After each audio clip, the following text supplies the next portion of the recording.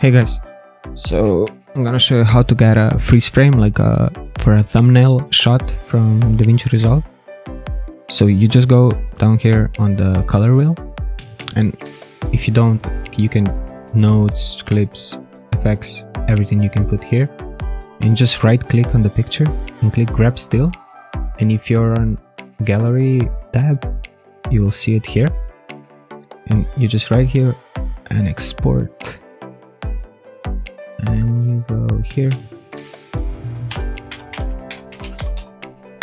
export, and it's gonna be now inside here, and it's this one because it's high quality files, so you can open it with Photoshop or you can just save it in JPEG or anything inside the Resolve.